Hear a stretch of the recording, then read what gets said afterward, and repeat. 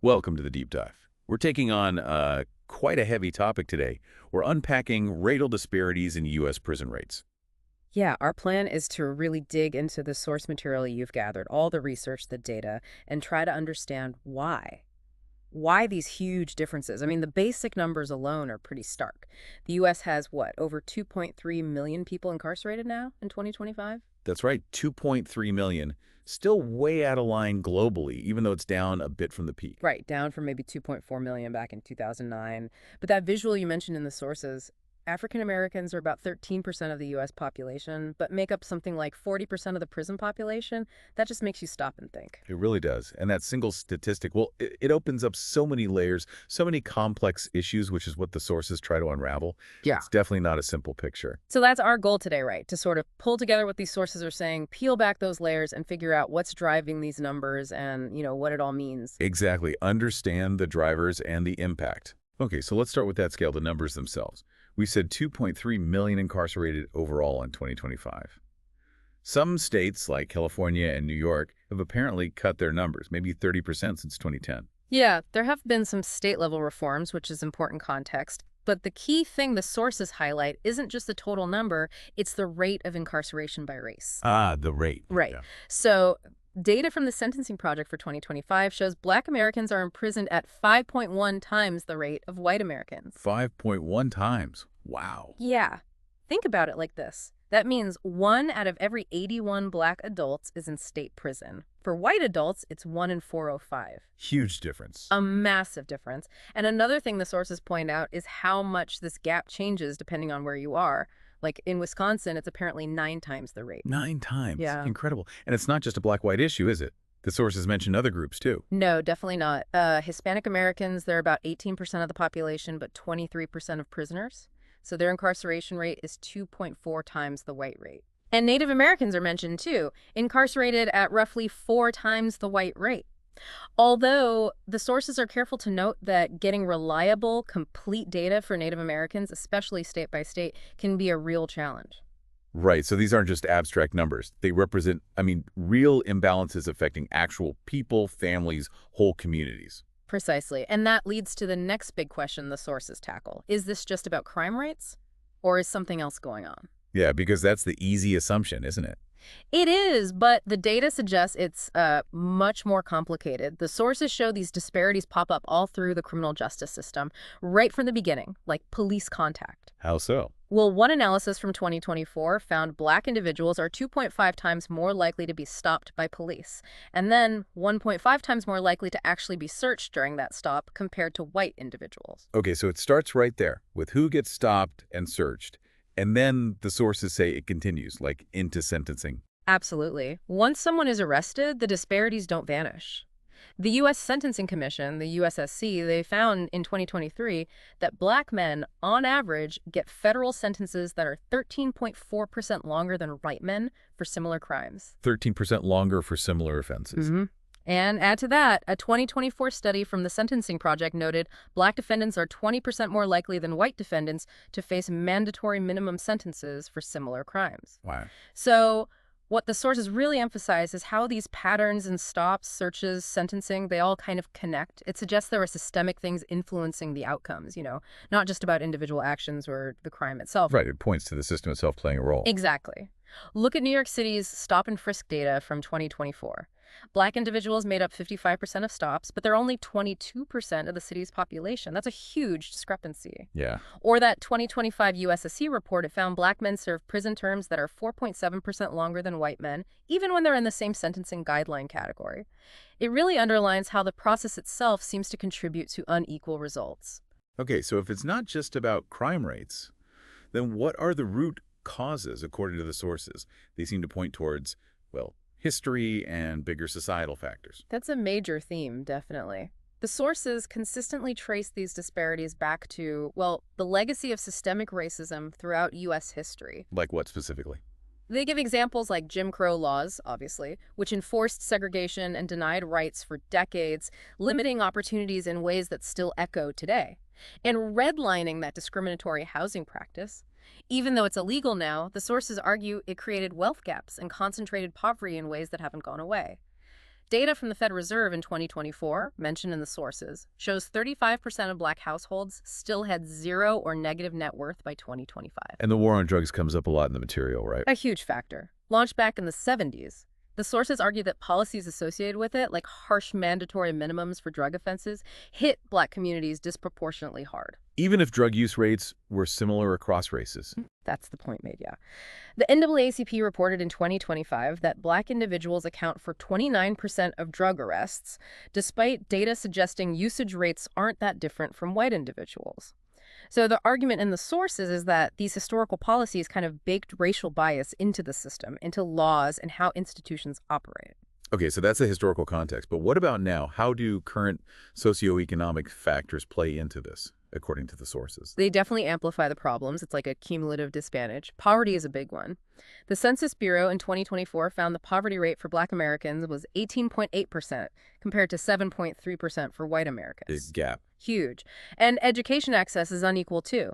2025 data from the NCES shows 30% of Black adults don't have a high school diploma versus 9% of white adults. Which has to connect to jobs, right? Directly. The BLS reported in 2025 that the Black unemployment rate was 7.5%, almost double the white rate of 3.8%. And think about the stat from the Sentencing Project's 2025 survey. 60% of people in prison said they earned less than $15,000 a year before they were arrested. Wow, $15,000. That speaks volumes about economic vulnerability. It really does. So you've got this mix, the historical disadvantage, the ongoing systemic issues within the justice system itself, and these current economic pressures. The sources argue they all intersect. They make people facing poverty, maybe with less education, less job security, more likely to encounter the justice system, and then face tougher outcomes when they do. And healthcare access was mentioned too. Yeah, as another layer of stress, the KFF found in 2024 that Black Americans are 1.5 times more likely to be uninsured. It just adds to the instability. Okay, this is where it gets really interesting, I think, because the sources seem to push back against that simple idea that it's all just about differences in crime. Yes, that's a critical point they make. You might think, okay, maybe higher arrest rates explain the higher imprisonment rates, but the data suggests it's not a one-to-one relationship. How so? Well, a 2025 report from the Council on Criminal Justice looked right at this. They found that, yes, arrest rates for violent crimes are higher for Black individuals, which, again, could link back to those socioeconomic pressures we talked about. But the gap in imprisonment is even wider. Wider than the arrest gap. Exactly. The rate Black individuals are imprisoned for violent crimes is 4.9 times the white rate. That disparity is 30% larger than the disparity in arrest rates for those same crimes. So something is happening after the arrest that increases the disparity. That's the strong implication. It points towards systemic factors within the courts, sentencing, plea bargaining, you name it, factors beyond just the initial offense influencing the final outcome. And there was something about the historical trend, too, even as crime went down. Right. The Prison Policy Initiative data shows overall U.S. crime rates dropped by about 50% since 1991, a huge drop. But Black imprisonment rates, they only fell 39% since their peak in 2002. White imprisonment rates fell faster over similar periods. So even with less crime overall, the system didn't reduce Black incarceration proportionally. It suggests a kind of structural inertia, yeah. The system seems to process people differently based on race, even when overall crime trends are going down. It's not just mirroring crime rates. Okay, so given this scale, this disparity, these systemic issues, what are the consequences? The sources must talk about the broader impact. Oh, absolutely. The human and societal costs detailed are, well, they're immense, starting with families. Yeah. The Bureau of Justice Statistics reported in 2024 that 70% of people in prison are parents. 70%. And then a 2025 Vera Institute report added that 80% of those incarcerated parents were the main breadwinner for their family. 80%, that's huge. The economic fallout for those families must be devastating. Exactly. The sources estimate around 1.7 million children are pushed into poverty because of parental incarceration. 1.7 million kids. Yeah. And what about the impact on the communities they come from? That's another major cost. One 2024 study found that communities with high incarceration rates actually tend to have higher crime rates, about 15% higher. The idea is that taking so many people out, especially primary earners, destabilizes the community, weakens social bonds, hurts the local economy. So it's counterintuitive. More incarceration might actually lead to more crime in some areas. That's the argument presented in some of the research, yeah. And economically, Beyond the family level, the Economic Policy Institute calculated in 2025 that every person incarcerated costs their community about $40,000 a year just in lost wages. 40,000 per person per year. And nationally. The Brennan Center put the total annual economic cost of mass incarceration at $182 billion in 2025. That's huge. Only about $80 billion is the direct cost of running prisons. The rest is lost wages, reduced economic activity, the burden on families. It all adds up. And there's the emotional side too, right? Definitely. One source even analyzed posts on X, the platform, from families affected. A 2025 analysis found 60% of those posts described deep feelings of isolation, trauma, difficulty dealing with the legal system, just immense stress. And then you have the recidivism figures. You mentioned the BJS data from 2024, 50% rearrested within 3 years. That really makes you question if the system's working, if it's rehabilitating or just cycling people through. The sources definitely suggest it often functions more like a cycle, unfortunately, trapping people in disadvantage rather than helping them overcome it. So with all this laid out, the disparities, the roots, the costs, Yeah. what do the sources offer in terms of solutions? Where do we go from here? They point towards a mix of strategies, really focusing on systemic change. One big area is sentencing reform, like ending mandatory minimums. Any examples of that working? Well, they cite California, which repealed some sentencing enhancements in 2021.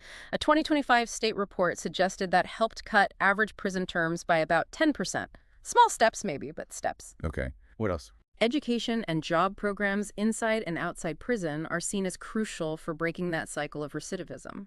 There was a study mentioned on a 2024 Georgia initiative that apparently reduced recidivism by 12% for Black participants through workforce training. Makes sense.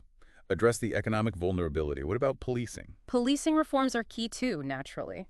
Addressing practices that lead to those initial disparities in stops and searches. The sources mentioned New York City again. Their 2023 ban on certain stop-and-frisk tactics was followed by a 40% drop in stops of Black individuals, according to city data. Interesting correlation there. Yeah. And maybe most fundamentally, the sources stress investing back into the communities most impacted. Tackling those root causes, we talked about poverty, housing, healthcare, education, job opportunities. So moving upstream, basically. Exactly. There was a pilot program cited from Minnesota in 2025 that tried this comprehensive community investment approach. The early results apparently showed a 15% drop in crime in those areas. So the idea is supporting communities might be a more effective crime prevention strategy than just incarceration after the fact. Right. Needs to be comprehensive, fix the system, and address the societal issues feeding into it. That's the clear message from the sources, yes. Okay, so let's try and wrap this up.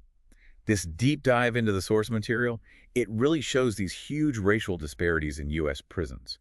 Black Americans, 5.1 times the white rate, Hispanics, 2.4 times, Native Americans, 4 times. They're not random. Not at all. They're tied into this long history of systemic racism, made worse by ongoing economic and social inequalities, and then amplified by the way the justice system itself operates, from policing right through to sentencing. Precisely. And the sources make it really clear that this isn't just something to acknowledge. It demands action. Real comprehensive action across policies within the justice system, but also investing in communities to tackle those root causes. It's about more than just prisons. It's about justice and community well-being. And maybe one final thought to leave people with, something that struck me from the sources. Progress isn't guaranteed, is it? They mentioned that the prison population actually ticked up 15% since 2020, maybe hinting at a return to tougher policies in some places. That's a really important point. It's not a straight line towards improvement. Yeah, and the fact that we still don't even have complete data for some groups, like Native Americans.